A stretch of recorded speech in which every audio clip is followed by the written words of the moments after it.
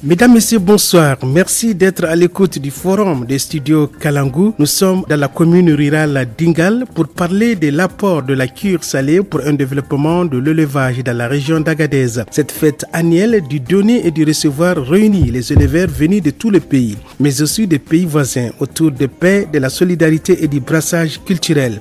Elle se tient chaque année dans la troisième décade du mois de septembre à Ingal, dans la région d'Agadez. L'édition 2025 est prévue du 28 au 29 septembre à Ingal. Quels sont les véritables enjeux de la cure salée pour le développement de l'élevage à Agadez? Pour en débattre, nous avons le plaisir de recevoir l'administrateur délégué de la commune rurale d'Ingal, l'officier Mohamedou Bana. Bonsoir. Bonsoir. Nous avons aussi Zakei Abdou Salam, c'est le directeur départemental de l'élevage d'Ingal. Monsieur Zakei, bonsoir. Bonsoir. Nous avons Monsieur Yacoub Alouali, il est acteur de la société civile. Monsieur Yacouba, bonsoir. Nous avons aussi Agali Ete, président de la fédération Ensemble pour l'élevage, une structure des éleveurs. Monsieur Agali, bonsoir. Bonsoir. Mesdames, Messieurs, bonsoir et bienvenue à tous. Monsieur l'administrateur délégué, pour débuter, quelle est l'importance de la cure salée pour la région d'Agadez, la commune rurale d'Ingal particulièrement et tout le Niger en général? Oui, bonsoir monsieur. Par rapport à la cure salée, l'importance pour la région, et c'est une fête nationale d'abord des éleveurs qui se tient chaque année dans le mois de septembre, vers la troisième décade du mois. Et c'est une fête des éleveurs où plusieurs éleveurs d'autres pays viennent convergent vers Ingal pour cette fête. Et c'est une fête qui date de longtemps, depuis avant les indépendances, et que l'apport par rapport à la région, c'est une fête sur le plan économique, ça rapporte beaucoup par rapport à la transhumance des animaux, par rapport au commerce aussi qui se passe aux alentours de cette fête, même le déplacement des étrangers qui viennent un peu partout des pays voisins comme l'Algérie et le Tchad et la Libye, le Burkina, peut-être cette année aussi on aura le Burkina, le Mali, les pays de l'AES qui vont venir, et c'est un apport important par rapport à la région et pour la commune. Tout ce qui rapporte beaucoup pour la région, c'est aussi pour la commune. Donc c'est une convergence internationale où il y aura beaucoup de rencontres culturelles sur le plan économique aussi. Donc ce que je peux dire en quelque sorte, c'est un événement historique, en même temps économique aussi. Merci, monsieur l'administrateur délégué. Zakei Abdou Salam, docteur départemental de l'élevage. Quel est l'état actuel du cheptel de la région d'Agadez, notamment dans la commune d'Ingal? Merci donc de m'avoir donné la parole. Donc, vous savez pertinemment que Ingal est une zone à vocation pastorale. Une zone à vocation pastorale que l'élevage constitue la principale activité. Donc, en cette période d'hivernage, il y a une forte concentration des animaux. Donc, outre les animaux des éleveurs locaux, il y a aussi des animaux des éleveurs transhumants. Donc, en cette période, depuis le début de la saison pluvieuse, donc, dès que au niveau des zones agricoles, on commence à faire les premières semis, les animaux se convergent, se remontent vers la zone d'Ingal. Donc, en cette période, surtout dans cette période d'août, du mois d'août jusqu'au mois de septembre, jusqu'en décembre, janvier même. Donc il y a une forte concentration d'animaux. À l'état actuel, il y a une forte concentration des animaux. Donc la concentration des animaux, ou bien la remontée de ces animaux est due suite à la recherche du pâturage salé et des sels minéraux. Plus précisément au niveau de la commune d'Ingal, plus précisément dans la zone de l'Iraser. Donc, ce qu'on peut dire qu'en cette période, donc c'est une période de forte concentration des animaux, de toutes les espèces animales, que ce soit les bovins, les ovins, les caprins, les camélins, les asins et les autres espèces. Donc, à part même les éleveurs locaux, il y a les autres éleveurs transhumants des pays étrangers qui viennent ici, donc pâturer dans la zone de Dingal. Merci, M. Zakei. Monsieur Agali, je rappelle, vous êtes le président de la fédération Ensemble pour l'élevage, une structure des éleveurs. Alors, à quoi la cure salée représente-t-elle une opportunité pour les éleveurs? Merci beaucoup en tout cas de nous avoir donné l'opportunité de parler au nom des éleveurs.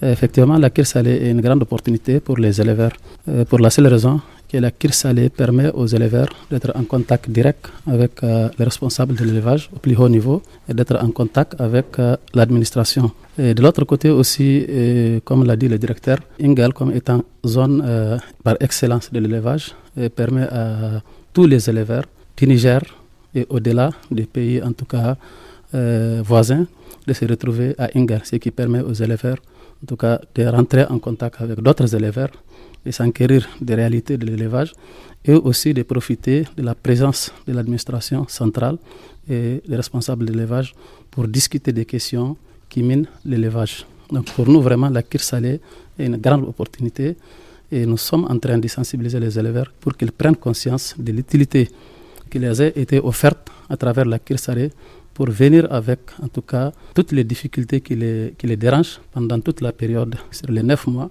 pour en tout cas exposer réellement les soucis dont ils souffrent. Alors, Monsieur Yacouba, vous êtes acteur de la société civile. Quelle est votre lecture du rôle de la Kir Saleh dans la cohésion sociale? Et chaque année, tous les éleveurs du pays, si je peux dire même nos pays voisins, Algérie et Mali, Burkina, sont tous réunis pendant la saison de la Kir Saleh. La Kir Saleh, c'est une fête qui est très importante à nos éleveurs, qui contribue beaucoup sur le renforcement de la cohésion sociale. Monsieur Yacouba, quelle action menez-vous en lien avec l'organisation de la Kir Saleh, vous en tant qu'acteur de la société civile? Les acteurs de la société civile jouent un rôle très important sur la question de la fête de la Kir Saleh. La sensibilisation sur la paix, la cohésion sociale, et les pardons, les tolérances et surtout l'accent citoyen. Alors merci. On revient avec vous, monsieur l'administrateur délégué de la commune rurale d'Ingal. Quelles difficultés l'administration rencontre-t-elle dans la coordination de cet événement? Dans la coordination de cet événement, surtout l'organisation, c'est une fête d'abord qui est nationale et dont plusieurs acteurs sont impliqués. Il y a plusieurs niveaux d'organisation au niveau national. Vous avez le comité central qui se trouve au niveau du ministère de l'Agriculture et de l'Élevage. Il y a un comité régional au niveau de la région, et plusieurs commissions aussi. Donc cette coordination peut créer un certain niveau d'incompréhension, de difficulté, compte tenu du fait qu'il y a plusieurs secteurs variés qui sont dans le même cadre où il fallait trouver une solution idoine, puisque nous, c'est la première fois que nous sommes en train de voir comment organiser ça. Mais quand même, on a pris leçon sur le passé et du fait que à chaque commission, il y a une mission qui est attribuée et la commission doit rendre compte aussi de façon hiérarchique à la commission locale jusqu'au central. Maintenant, la seule difficulté, c'est qu'à chaque niveau, il y a plusieurs acteurs qui sont impliqués, dont certains, chacun tire de son côté. Tout dépend de l'enjeu qu'on a en face, parce que ce sont des spécialités comme... Si je prends l'exemple, vous avez dans une commission comme la commission hébergement, il y a plusieurs commissions, il y a l'hébergement, on a la commission de la restauration, la commission des infrastructures, l'urbanisme qui gère, commission des transports. Donc on a plusieurs commissions. Donc toutes ces commissions doivent converger pour un même résultat. Donc chacun à son niveau doit avoir un budget. Aussi souvent, il y a la non-maîtrise aussi de ce qu'on devait faire, puisque c'est une fête dont on ne maîtrise pas au départ le nombre de personnes qui doivent venir et la capacité d'accueil aussi, parce qu'il fallait toujours prévoir le maximum où on ne peut pas être à ce que nous voulons comme d'habitude. Alors merci. On va avec le directeur départemental de l'élevage. Monsieur le docteur, quels sont les besoins prioritaires exprimés par les éleveurs pour cette édition? Si on dit éleveur, donc il y a quelque chose qui les lie, c'est l'animal. Donc la pièce maîtresse. Donc les éleveurs dans leur ensemble, ce qu'ils attendent de la Kir Saleh, donc c'est les campagnes surtout il y a les campagnes de vaccination. Donc pour garantir l'état sanitaire des animaux. Donc comme toute Kir Saleh, donc chaque année, lors de Kir Saleh, l'État organise des campagnes de vaccination. Ce n'est pas uniquement lors de Kir Saleh que l'État donc, organise des campagnes de vaccination. Dans l'année, au moins, il y a la grande campagne, ce qu'on appelle la grande campagne de vaccination, qui se fait sur 3 mois. Donc, généralement, comme Ingal est sous mandat sanitaire, donc, généralement, c'est le SVPP, donc le mandataire privé qui fait la vaccination durant les 3 mois. Le SVPP, le service vétérinaire privé de proximité. Donc c'est lui qui fait la campagne de vaccination durant la grande campagne de vaccination. À part même la grande campagne qui fait 3 mois, donc il y a aussi une campagne de la cure salée qui est généralement donc, dans l'appellation caravane de vaccination, parfois suivi de parasitage et d'apports vitaminés. Donc, c'est que les éleveurs attendent beaucoup de la cure salée. Donc, surtout, il faut garantir au moins l'état sanitaire de leurs animaux. Il doit y avoir aussi une sensibilisation sur certaines épizooties, au moins pour que les éleveurs prennent en compte ou bien prennent en considération ou pour qu'ils prennent des mesures préventives pour lutter contre certaines maladies, pour éradiquer certaines maladies. Donc, en gros, c'est que les éleveurs attendent beaucoup. Il y a la caravane de vaccination, en même temps des séances de sensibilisation pour qu'ils sachent de quelles précautions ils devront prendre pour lutter contre certaines maladies ou pour garantir l'état sanitaire de leurs animaux. Pour en savoir plus, nous avons le représentant des éleveurs avec nous, M. Agali Ete. Quels sont les défis récurrents auxquels vous faites face chaque année? Bâtirage ou mobilité? Donc, comme le directeur vient de le dire, vous n'êtes pas sans savoir que l'année n'est pas aussi bonne que ça par rapport à l'année passée. Donc, on peut déjà s'attendre à plusieurs défis. Des défis liés au pâturage, des défis liés aussi en tout cas à la mobilité, puisque en cette période, vous n'êtes pas sans savoir que les éleveurs transident du sud pour aller vers l'Iraser. Donc si la saison n'a pas été bonne, ils rencontrent beaucoup de difficultés. Voilà qui fait que, en tout cas, les éleveurs, pour cette année, je vais dire, en tout cas, sont déjà dans presque des difficultés parce que la saison n'a pas répondu comme nous l'avons voulu. Dans certaines zones, je ne dis pas sur la totalité, mais dans certaines zones, en tout cas, elle ne répond pas. Ce qui fait que d'ici les 3 mois qui vont venir, des situations un peu critiques. Et quand la saison n'a pas répondu, vous n'êtes pas sans savoir que les éleveurs vont passer pratiquement 6 mois avant l'arrivée de l'autre période dans des situations difficiles, ce qui va les amener et qui va les entraîner sur des puits pour aller en tout cas abreuver les animaux et aller parfois dans d'autres zones qui sont difficiles, puisque vous n'êtes pas sans savoir que la zone d'attache des éleveurs que nous avons connue à l'époque, qui est un peu plus large, s'est resserrée sur les éleveurs du fait que les zones nomades aujourd'hui sont devenues aussi des zones presque à caractère sédentaire, ce qui fait que les éleveurs rencontrent beaucoup de difficultés. Merci, M. Agali. M. Yacouba, acteur de la société civile, dites-nous quels défis communautaires, quand je parle de défis communautaires, conflits, accès à l'eau, etc., faut-il anticiper? Merci beaucoup. Avant de me répondre à ma deuxième question, je remercie beaucoup les Radio Kalangu. Je pense que la fête de la cure salée, pour moi, n'a aucun défi. Les défis que nous avons constatés, ça fait 3 ans maintenant, nos éleveurs ne sont pas réunis. C'est ça le grand défi. Et cette rencontre de la cure salée, ça contribue beaucoup au développement et socio-économique de notre département et au Niger en général. Donc pour moi, le grand défi, c'est le manque de réunir. Il n'y a pas un problème de conflit, un problème d'accès à l'eau? Donc dès qu'il y a le renforcement de la cohésion sociale, on ne parle pas de conflits, etc. Et aujourd'hui, nous remercions beaucoup les autorités de la CNSP qui ont initié aujourd'hui 2025, la cure salée sera réunie, Inch'Allah, le 26 et le 28, Inch'Allah. Et c'est une très bonne initiative et nous remercions les autorités. Alors, nous allons revenir avec l'administrateur délégué. Comment l'État et les partenaires peuvent-ils mieux soutenir cette organisation, selon vous? Oui, donc merci. Je vous rappelle aussi que la cure salée, c'est une fête nationale. C'est l'État qui organise cette fête. Donc, c'est avec le budget de l'État. Maintenant, il y a les partenaires aussi qui viennent en appui pour soutenir l'État dans le cadre de cette organisation. Maintenant, pour mieux organiser cette fête, normalement, c'est une fête qui aurait dû commencer, les préparatifs auraient dû être commencés un peu très tôt pour permettre au moins une bonne organisation, avoir les matériels sur place disponibles avant la date et avoir les moyens financiers aussi pour que tout se passe bien. Aussi la technicité, parce qu'une fête de nature nationale a besoin d'une bonne préparation dans le temps pour permettre à tous les acteurs de bien faire cette fête. Et sinon, la bonne organisation, c'est de faire ça très tôt et de mettre les moyens à temps. Et ce que nous souhaitons que ça doit se passer. Mais n'empêche, nous savons que généralement c'est l'État qui organise et sur le budget de l'État. Alors, vous pensez que le temps qui est imparti à cette fête, c'est un peu coincé? Oui, le temps est coincé parce qu'une fête nationale et annuelle, doit se préparer au moins 5-6 mois avant. Il faut que tout soit disponible, il faut que tout soit avant, surtout le côté infrastructure. 1 mois avant la fête, tout doit être mis en ordre. Maintenant, ce qui reste de l'installation provisoire de certaines activités, là, 2 semaines avant ou 1 semaine avant, ça peut se passer. Mais quand on prend beaucoup de temps et à la dernière minute, 1 semaine, qu'on veut faire des réalisations par rapport, il y a certaines infrastructures dont ont besoin au moins un certain niveau de durée pour au moins permettre leur usage.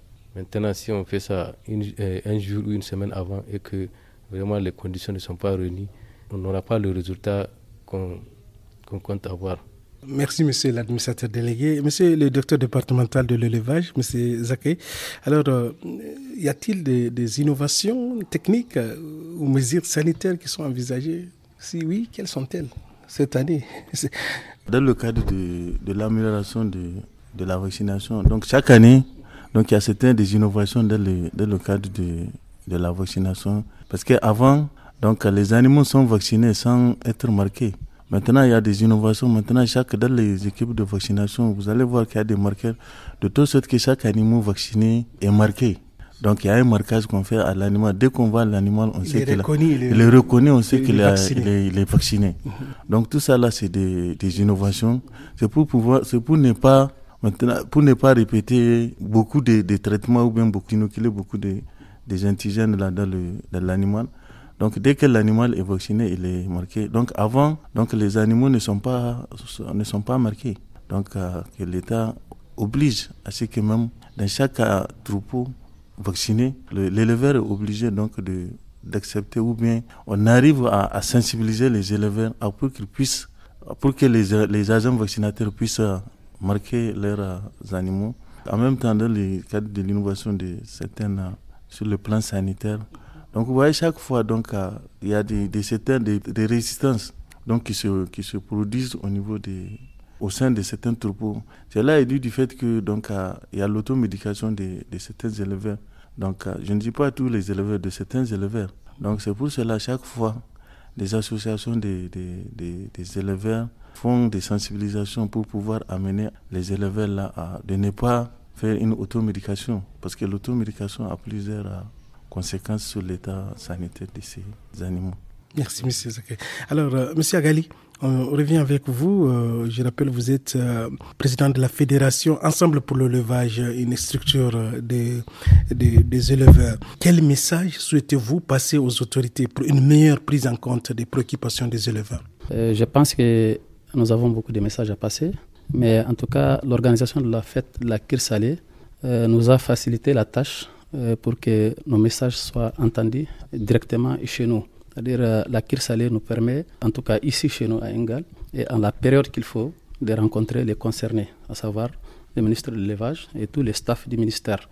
Et au-delà, parfois, avec les autorités, surtout cette année, j'aurais appris qu'il y aura le Premier ministre qui sera là. Donc je pense que vraiment, la Kir Salé est une occasion qui permet aux éleveurs, en tout cas, de rentrer en contact direct avec les concernés pour que leurs doléances, pour que les problèmes qui minent l'élevage soient en tout cas entendus au plus haut niveau. Vous n'êtes pas sans savoir que la caricature que nous avons actuellement permet déjà aux éleveurs d'être en contact avec d'abord les responsables de l'élevage au niveau communal, à savoir le directeur qui est là devant moi, qui lui remonte au niveau régional, et ce qui veut dire que les préoccupations des éleveurs en tout cas doivent être en tout cas prises en compte de la base au plus haut niveau. Selon vous, quelles sont les préoccupations que vous rencontrez? Oui, les préoccupations, vous n'êtes pas sans savoir que les éleveurs connaissent beaucoup de difficultés. La première, c'est un problème de sécurité, vous le connaissez. C'est un problème qu'on n'a pas connu il y a longtemps, mais avec la recrudescence de l'insécurité, actuellement, en tout cas, les éleveurs connaissent beaucoup de problèmes. Maintenant, il y a les problèmes qui viennent parfois selon la période. Si par exemple la saison n'a pas été bonne. Et il y a aussi des maladies, comme l'a dit le directeur, en tout cas, qui parfois en tout cas, sont là et que les éleveurs sont en train de rencontrer. Parce qu'actuellement, en tout cas dans la zone d'Ingal, je sais qu'il y a une maladie, en tout cas des diarrhées au niveau des petits ruminants. Donc je pense que le directeur doit être déjà informé de ces problèmes. Et je pense que c'est une préoccupation qui doit déjà être prise en compte. On a été saisi juste de cette maladie, mais je sais qu'il y a d'autres qui sont là sur lesquels on n'a pas été saisi. Mais lui, étant en contact direct avec toutes les sensibilités, je pense qu'il est plus outillé, qu'il est plus informé que nous. Monsieur Yacouba, vous êtes acteur de la société civile. Quelles solutions proposez-vous pour que cet événement reste un cadre de paix et de développement durable? La campagne de sensibilisation sur l'importance de la paix et la cohésion sociale, et organiser les caravanes de sensibilisation sur la question du conflit entre l'agriculteur et l'éleveur, et organiser une campagne de vaccination animale à nos éleveurs et orienter nos éleveurs à un développement durable de l'élevage. Alors, monsieur l'administrateur délégué, y a-t-il une implication directe des jeunes et des femmes dans la préparation de l'édition 2025 de la Kir Saleh? Ok, merci, c'est Moussa. Et dans la préparation de l'édition 2025, comme dans toutes les éditions, la femme et les jeunes n'ont jamais été en marge. Parce que dans toutes les commissions, il y a des jeunes et des femmes. Et plus particulièrement au niveau des commissions locales. Et en même temps dans les infrastructures, au niveau des cases, préparation des cases. Donc ce sont spécialement les femmes qui font ça. Et il y a beaucoup de choses aussi, surtout les foires aussi qui sont organisées en marge de la Kir Saleh, dont généralement ce sont des jeunes. Et à tous les niveaux, ce que je peux dire en conclusion, les femmes et les jeunes sont partout, à tous les niveaux de cette préparation. Zaké, vous êtes le docteur départemental de l'élevage d'Ingal. Quel rôle joue votre direction dans la sécurisation sanitaire des animaux pendant la Kir Saleh? Oui, vous savez pertinemment, donc pendant la Kir Saleh, comme je l'ai dit tantôt, donc à part même la grande campagne de vaccination pendant la période de la Kir Saleh, il y a l'État et ses partenaires, en collaboration avec ses partenaires, organisent une campagne ou bien une caravane de vaccination sur les maladies prioritaires et même des maladies soit telluriques ou bien pseudo-telluriques qui dérangent beaucoup ces éleveurs. En fait, donc l'État organise de façon générale une grande campagne, une caravane de vaccination donc contre les épizooties, donc suivi d'un dépistage et d'un apport vitaminé. Parce qu'un éleveur, parfois il faut voir, parce qu'un éleveur, même s'il est malade, en même temps son animal est malade, il préfère traiter d'abord son animal.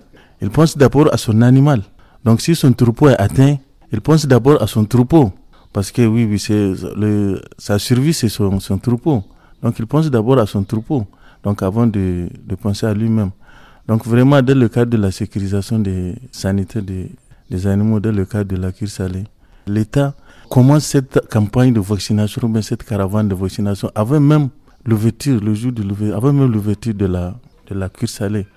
Parce que dès que les éleveurs en brousse voient donc les équipes de vaccination au niveau des points d'eau, ils sont en train de vacciner, ils vont se rendre que vraiment il y aura la Kir Saleh.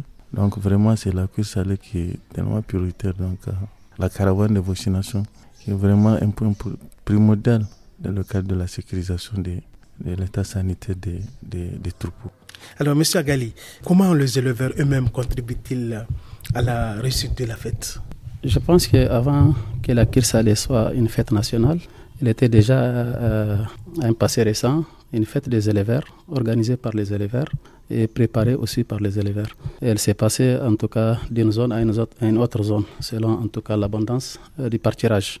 Donc après, l'État s'en est approprié et c'est devenu une fête nationale, ce qui fait que jusque-là, en tout cas, les éleveurs ont un rôle très important à jouer pour la réussite de cette fête, puisque tout ce qui rend la beauté de cette fête, et en tout cas parvient de l'élevage. Parce que quand vous parlez de la fantasia, quand vous parlez des ânières et des chameliers harnachés, etc., tout ça là, c'est la beauté de l'élevage.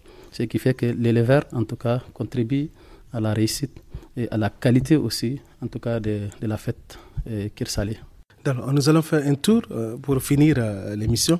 Monsieur l'administrateur délégué, selon vous, comment rendre belle et donner à cette fête son nom, comme l'indique? Quelle proposition faites-vous vraiment pour la réussite de cette édition 2025 de la Kir Saleh? Ok, merci M. Moussa. Et pour la réussite de cette fête, nous proposons l'implication de tout le monde, que ce soit au niveau de l'administration, au niveau de la population et de la société civile, et surtout les éleveurs aussi. Comme c'est leur fête, il faut qu'ils soient impliqués et qu'on tienne compte aussi de leurs propositions par rapport à la bonne organisation. C'est vrai, aujourd'hui, comme l'a dit le représentant des éleveurs, l'État s'est accaparé pour donner une autre image de cette fête, pour que ça devienne une fête nationale. Donc malgré tout, l'éleveur a été toujours aussi au centre de l'intérêt de la fête. Nous souhaitons que tout le monde soit impliqué, à toutes les couches sociales. C'est de donner à chacun, donner la latitude, de donner une bonne proposition et tenir compte aussi de ce qu'ils veulent pour que ça réussisse. Parce que chacun, au niveau de sa contribution, ça peut apporter quelque chose. Donc c'est de tenir compte des aspirations de tout le monde. Et ça peut marcher dans ce sens-là. Alors, monsieur le docteur, vous, quelles sont vos propositions pour une réussite parfaite de cette fête, l'édition 2025 de la Kir Saleh? Bon, moi, en tant que directeur de l'élevage, en même temps éleveur, donc moi, tout ce que je peux dire, donc le défi sanitaire, comment élever le défi sanitaire?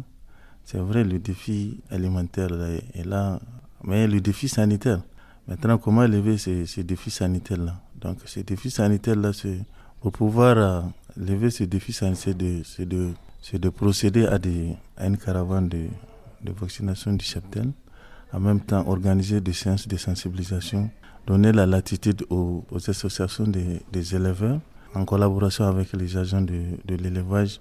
En même temps, les agents de vaccinateurs qui sont sur le point de vaccination. Donc, en même temps qu'il faut que les associations des éleveurs précèdent d'abord ces équipes de vaccination pour pouvoir sensibiliser les éleveurs sur l'importance même de la vaccination, comment lutter contre certaines et puis aussi des maladies prioritaires. C'est vrai, les agents font de leur mieux, mais les associations des éleveurs, et ils connaissent parfois certaines localités ou bien certains points sensibles, parce qu'eux-mêmes, ce sont des éleveurs. Donc vraiment, c'est en coordination avec les agents d'élevage et des associations des éleveurs pour bien lever le défi sanitaire de ces animaux. Monsieur Gali, vous êtes des acteurs clés les éleveurs dans cette fête. Alors, qu'est-ce qu'il faut pour une bonne organisation ou pour une bonne réussite de l'édition 2025 de la Kir Saleh? Je vais rappeler que la meilleure Kir Saleh, la Kir Saleh appréciée, était une Kir Saleh organisée en 1990, que les uns et les autres dénomment à l'époque la Kir Saleh de Batou. Batou, c'est un milliardaire du sud algérien, et donc descendu pour assister à la fête de la Kir Saleh de 90. Et en sortant ici, la première personne à laquelle vous allez demander quelle est la meilleure Kir Saleh réussie, ils vont vous dire que c'est la Kir Saleh dénommée Kir Saleh de Batou. Pourquoi? Parce qu'elle est organisée par des locaux. Moi, je pense que pour la réussite de la Kir Saleh, c'est vrai, c'est une fête nationale, je suis d'accord. Mais l'organisation en tant que telle, la problématique de la Kir Saleh sont au niveau de la base. Pourquoi ne pas intervertir l'organisation? Au lieu que ça soit, c'est vrai, bon, la caricature veut dire soit qu'il soit au niveau national, que ça s'organise pour que ça descende. Mais pour la réussite de la Kir Saleh, nécessairement, il faut que les acteurs locaux soient en tout cas à la tête des structures qui organisent des organisations ou bien des commissions qui organisent. Ce qui veut dire que si nous voulons que la Kir Saleh réussisse, si nous voulons que la Kir Saleh retrouve en tout cas sa lettre de noblesse, il faut associer les locaux, il faut associer la chefferie traditionnelle, il faut associer les structures des éleveurs. N'empêche qu'on mette en contribution la caricature hiérarchique jusqu'au plus haut niveau. Mais maintenant là, nous sommes des figurants. On dépend des organisations qui nous descendent du plus haut niveau jusqu'à chez nous. Ce qui veut dire que nous ne sommes que des répondants. Ce qui veut dire qu'on ne peut pas contribuer pour la réussite. Nous sommes des agents qui travaillent pour l'organisation. La caricature donnée déjà au plus haut niveau. Donc moi je pense que si nous voulons que la Kir Saleh soit une réussite, il faut que la commune elle-même soit mise au devant. Monsieur Yacouba, qu'est-ce qu'il faut pour vous pour une bonne réussite de cette fête, surtout cette édition 2025? Pour une bonne réussite en tant qu'acteur de la société civile, nos éleveurs soient bien acquis, soient bien hébergés et soient bien restaurés. Et enfin, je remercie beaucoup le président de la République et le départemental ministériel de l'élevage qui ont initié cette année 2025 la Kir Saleh Sera. Monsieur Ladé, la commune profite de cette fête? La population dont je voudrais parler. On peut dire que la population profite, mais ce n'est pas de cette façon que nous voulons en tant qu'administrateurs, parce que le profit doit être pérennisé. Parce que quand une fête vient, dans le mois qui suit la fête, c'est comme si rien n'est fait pour la population. Nous voulons que cette fête laisse des traces pour plusieurs années, dans le cadre des infrastructures, dans le changement même de la vie de la population, et que ça puisse procurer même des activités génératrices de revenus à longue durée, que des travaux d'une semaine ou de 3 jours, où ce qu'on gagne, on dépense dans la même semaine. Ça fait profiter à la population, mais ça doit profiter à long terme. C'est ça notre objectif principal. Peut-être de voir la copie, qu'est-ce qu'il faut aller faire pour que prochainement, peut-être cette année... Comme quoi pour nous propose? La proposition, c'est de créer l'emploi à travers certaines infrastructures qui peuvent procurer du travail à la jeunesse, aux femmes, et de voir comment améliorer la ville, donc le chef-lieu de la commune, pour qu'au moins au niveau des infrastructures, qu'on rehausse le niveau des infrastructures de la ville, la voirie. C'est vrai, la commune fait de son mieux, mais aussi la cure salée doit faire profiter aussi à la commune et à la population, pour que demain, quand on vient à Ingal, qu'on dise que c'est une ville, une belle ville, une ville vraiment structurée, une ville qui doit accueillir des étrangers, et que tout soit mis en ordre pour que l'image de la ville soit le reflet aussi de notre pays pour les années à venir. Parce que nous avons constaté que pendant des années, la cure salée a été fêtée. Mais concrètement, on ne voit pas l'effet concret sur la ville, l'image de la ville, sur la population. C'est vrai, les gens sont l'engouement de la fête, que la fête aura lieu à tel moment. Les gens, c'est la fête, mais après la fête, il faut que ça profite. Mais le profit direct de 2 jours, 1 semaine, nous ne sommes pas pour ça. Nous voulons un profit à long terme pour au moins l'emploi de la jeunesse, l'emploi au niveau des femmes, comme vous venez de dire par rapport à la jeunesse et les femmes. C'est le noyau primordial de la société. Donc c'est ça notre préoccupation, et que nous voulions que vraiment ces profits-là soient donc des profits à long terme. Monsieur le docteur, vous avez quelque chose à ajouter? Tout de suite, vous avez posé des questions sur les conflits par rapport aux ouvrages d'abreuvement, des points d'eau d'abreuvement. Donc maintenant, tous les partenaires qui font des ouvrages hydrauliques, des points d'abreuvement, à savoir les points pastoraux ou bien même des retenues d'eau. Donc vraiment, au niveau des ouvrages pastoraux, donc les partenaires créent un système. Donc au niveau de chaque ouvrage, donc il y a un comité de gestion et même des comités de plainte qui sont mis en place pour pouvoir faire en sorte que ces points d'eau ne causent pas de sources de conflit lors de l'abreuvement. C'est au comité-là de fixer son règlement ou bien des mécanismes ou bien des méthodes d'abreuvement. Tout ça là, ça rentre dans le cadre de la cohésion sociale. Comme l'a dit l'administrateur délégué, en tout cas nous en tant que structure des éleveurs, notre souhait est que la mairie profite de cette fête, qu'il y ait quelque chose de retombé qui va dans les caisses de la mairie. Parce que la mairie, c'est elle en tout cas qui répond aux vrais problèmes de la commune. Et que cette fête est organisée pratiquement chaque année, exception faite des années passées. En tout cas, nous pensons qu'il y a un budget qui peut permettre en tout cas à la commune d'encaisser quelque chose qui va lui permettre au moins en tout cas de contribuer à la création des écoles. Comment pensez-vous? Parce que la commune, elle est là en tout cas pour les actions à long terme.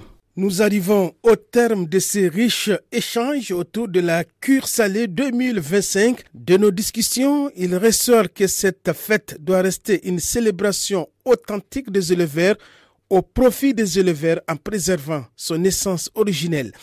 Il est également ressorti l'importance de faire de cette manifestation une opportunité durable pour le développement local à travers la mise en place d'infrastructures solides et de revenus pérennes pour la commune d'Ingal. L'innovation dans la vaccination et le marquage des animaux a été saluée comme un pas en avant pour la santé animale. Un grand merci à nos invités, M. Mamadou Bana, administrateur délégué de la commune d'Ingal, M. Zakei Abdoussalam, directeur départemental de l'élevage, M. Agali Ete, président de la fédération Ensemble pour les éleveurs, et enfin M. Yakouba Alouali, acteur de la société civile. À très bientôt pour un nouveau rendez-vous.